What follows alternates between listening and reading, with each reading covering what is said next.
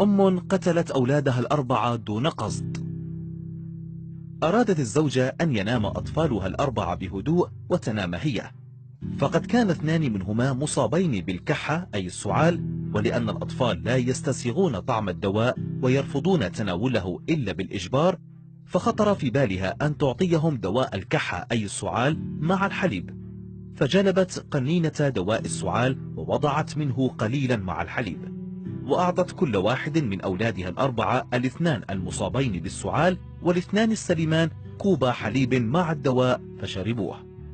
وجاء الأب بعد أن نام أولاده الأربعة، وكان متبقيا في آنية الحليب قدرا من الحليب، فأفرغته الأم في كوب وقدمته لزوجها ليشرب الحليب، لأنها اعتبرت أن دواء الكحة مع الحليب له فائدة.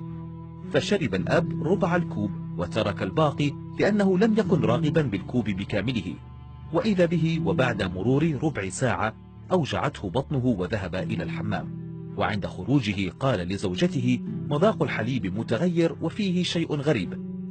فقالت له الأم أنها خلطت معه دواء السعال، وسأل زوجته حالا: هل شربوا الأطفال من الحليب؟ فأجابت: نعم، وذهب مسرعا إلى أطفاله الأربعة وحاول إيقاظهم واستنجد بالإسعاف، ولكن كانت نومتهم هي الأخيرة ليس بعد استيقاظ، رحمهم الله جميعا. وبعد سؤال الأم وأخذ علبة الحليب وعلبة دواء السعال إلى المعمل الجنائي، وجدوا أن الحليب المجفف سليم وغير مسموم، وأيضا وجدوا سائل دواء السعال سليم وغير سام. وبعد متابعة الفحص الجنائي والتحقيقات والاستعانة بخبير صيدلاني بحسب نصيحة قسم الطبيب الشرعي للمعمل الجنائي، اتضح أنه لو أضيف دواء السعال إلى الحليب يتحول الحليب إلى سم قاتل. من تلك الحادثة إلى الآن والأم بحالة نفسية يرثى لها، قتلت أطفالها الأربعة بيدها.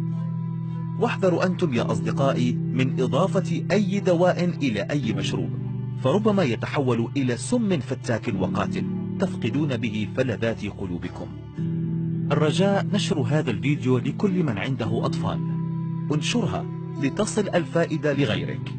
أدوية السعال قاتلة بعد شرب الحليب أو قبله أو شربه مع الحليب. إذا أعجبك هذا الفيديو ووجدت به فائدة، لا تحرم غيرك من المعلومة، وإن لم تكن قد اشتركت في القناة بعد، اشترك الآن لكي يصلك كل جديد، ولا تنسى أن تضغط على جرس الإشعارات.